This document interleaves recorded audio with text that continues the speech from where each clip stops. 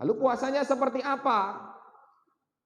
Kita berpuasa sebagaimana yang telah dicontohkan oleh Rasulullah Muhammad sallallahu alaihi wasallam. Wa syarful mu'min qiyamul lail. Dan keutamaan seorang mukmin adalah dari sholat malamnya. Kalau kita mau mendapatkan keutamaan dunia akhirat, maka tegakkanlah sholat malam. Tapi jangan dijadikan niatan dari keutamaan. Maksudnya bagaimana? Biarlah keutamaan itu mengikuti saja. Yang kita lakukan hanyalah lillahi ta'ala, taqwallah. Melaksanakan apa yang diperintahkan oleh Allah dan menjauhi apa yang dilarang oleh Allah Subhanahu wa taala. Jangan jadikan keutamaan ibadah sebagai niat. Karena nanti kita khawatir hanya dapat itu saja, tidak mendapatkan yang lainnya. Contoh sholat duha. Sholat duha untuk apa? Sholat duha. Kalau sholat duha untuk ibadahnya apa? Kalau sholat duhanya untuk Allah, maka seluruh keutamaan sholat duha akan diberikan kepada kita. Tapi kalau jenengan sholat duha supaya usahanya lancar, maka diberikan usaha lancar tetapi tidak mendapatkan sedikit pun di sisi Allah. Nek jenengan sholat duha supaya proyeke gol, maka proyeke gol tetapi tidak ada apapun di sisi Allah Subhanahu wa ta'ala. Kalau sholat malam kita supaya apa yang kita inginkan di dunia ini, kemudian dari usaha-usaha dan lain-lain itu dimudahkan oleh Allah, maka dimudahkan oleh Allah, tetapi tidak mendapatkan apapun. Karena banyak orang yang salah dalam berniat. Ada orang yang berpuasa supaya anaknya lulus ujian, ada enggak? Ada. Anaknya baru ujian, aku saiki poso supaya anakku lulus ujian. Anaknya pasti lulus ujian. Karena niat ibadahnya sudah digantikan pahalanya oleh Allah dengan diluluskan ujiannya. Tetapi tidak ada sesuatu apapun di sisi Allah Subhanahu wa taala. Jadi Bapak Ibu yang dirahmati oleh Allah dan dirahmati oleh Allah Subhanahu wa taala, kembali lagi, syarful mu'min qiyamul lail. Qiyamul lail adalah keutamaan seorang mukmin. Jadi seorang mukmin melakukan ibadah-ibadah hanya untuk Allah saja. Setelah sholat fardu yang kita lakukan, sholat yang paling utama di sisi Allah adalah sholat malam. Wa afdalus siyami ba'da Ramadan Syahrul Muharram. Dan puasa yang paling baik setelah Ramadan adalah puasa di bulannya Allah Al-Muharram. Di bulan Muharram. Jadi bulan ini kita disyariatkan untuk berpuasa. Lalu puasanya seperti apa? Kita berpuasa sebagaimana yang telah dicontohkan oleh Rasulullah Muhammad sallallahu alaihi wasallam. Ada orang yang datang kepada Rasulullah sallallahu alaihi wasallam kemudian menanyakan, Rasulullah jenengan tasih eling kula napa mboten? Duh, sampean iki nek gak salah fulan bin fulan. Nggih. Lalu kenapa sampean sekarang kok kurus kering kerontak? Karek balung mbek kulit wae. Apa jawabnya? Rasul, kula niki setahun muput dur kula poso. Kecuali pada hari-hari yang diharamkan untuk berpuasa, yaitu di Idul Fitri, kemudian Idul Adha dan hari Tasyrik. Setelah itu dia berpuasa semuanya. Maka tidak boleh sama Nabi, jangan. Tapi saya senang puasa Nabi. Jangan kau puasa setahun penuh seperti ini. Jangan. Lalu saya senang sekali berpuasa. Kalau memang kau senang berpuasa, maka lakukan itu di bulan-bulan haramnya Allah saja.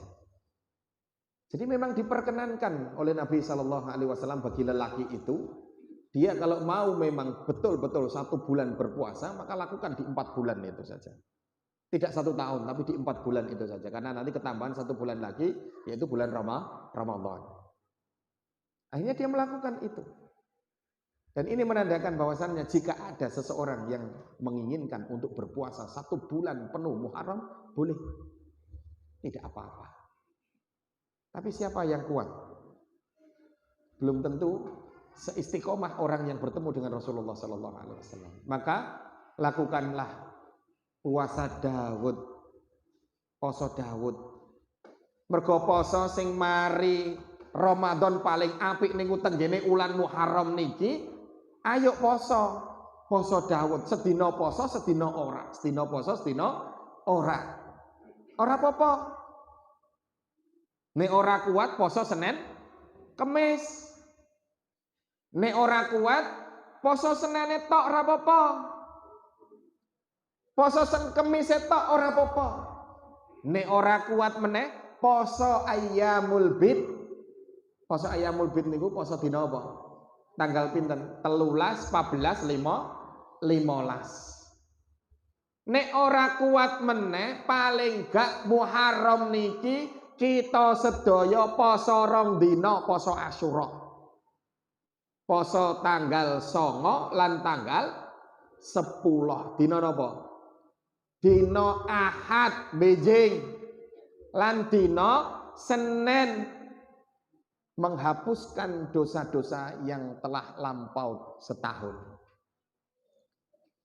Jolali sesuk kabeh dina Ahad karo dina Senin poso 2 dina tanggal 9 10. Nabi Muhammad sallallahu alaihi wasallam ngongkon para sahabat poso sesuk tanggal 10 Muharram poso. Kemudian para sahabat menyampaikan kepada Rasulullah, ya Rasulullah, sesungguhnya orang-orang Yahudi juga mereka berpuasa di bulan ini. Loh, kenapa? Karena mereka merasa berhak di bulan ini tanggal 10 Muharram, mereka meyakini bahwasannya Nabiullah Musa alaihi salam diselamatkan oleh Allah dari kejaran Fir'aun dan Allah tenggelamkan Fir'aun di Laut Merah itu tanggal 10. Maka mereka berpuasa. Apa kata Nabi? Kita lebih berhak daripada mereka. Tetapi kita harus menyelisihi mereka. Tidak boleh sama dengan mereka. Maka berpuasalah tanggal 9 dan 10. Tambahkan sehari. Yang tadinya Nabi Shallallahu Alaihi Wasallam menyuruh kepada para sahabat itu untuk berpuasa pada tanggal 10 saja. Setelah disampaikan itu, maka Nabi mengatakan berpuasalah, tambahkanlah 1 hari, yaitu tanggal 9. Supaya seje karo wong Yahudi, mboten angsal sami. Jadi Beijing niki kita poso 2 dina. Ahad karo Senin, anak-anake ditangeni. Pakne mergawe koyok piye wae poso. Ngarit poso, mosok ngarit kok gak poso ta? Ngarit isuk atau ngarit sore ngono lho. Ngecor. Poso dah. Nek gak kuat ya ora poso ora apa-apa. Tapi poso supaya kita niki angsal barokahipun ulan Muharram, ulan sing dimulyakno kalian Allah Subhanahu wa taala. Aja sampe ra poso, anake tangene ayo nak poso. Engko jam 09.00 ora kuat anake, mari sekolah istirahat, ora kuat Bu, ya wis ra apa-apa napok mangan. Oleh niat wis dilakoni insyaallah. Kebaikan yang dilakukan oleh anak-anak kita, orang tua mendapatkan pahala. Anak-anak yang belum balik, yang melakukan kegiatan-kegiatan ibadah karena Allah Subhanahu wa taala, mendapatkan pahala juga orang tuanya. Sebagaimana ada seorang wanita yang haji bersama Nabiullah Muhammad sallallahu alaihi wasallam. Kalau disebutkan namanya Nabi, kita bersolawat. Jangan sampai tidak bersolawat. Karena orang yang tidak bersolawat atas Nabi ketika mendengarkan namanya disebut, Nabi tidak senang, Nabi tidak suka.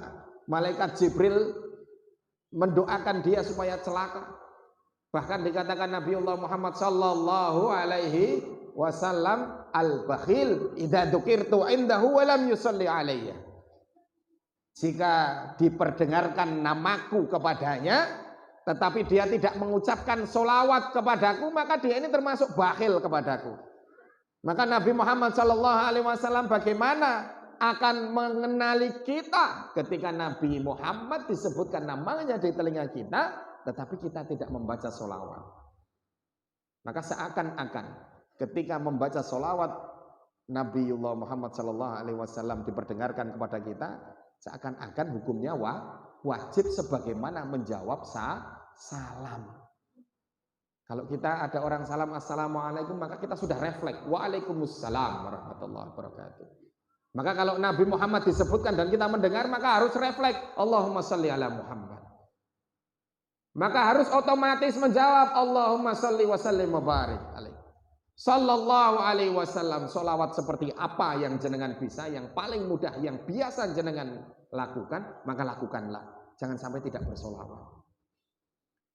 Maka ketika wanita ini setelah berhaji bersama Nabi dengan anaknya yang masih balita, maka dia katakan kepada Rasulullah sallallahu alaihi wasallam, ya Nabi, saya haji sama anak saya. Apakah anak saya ini mendapatkan pahala?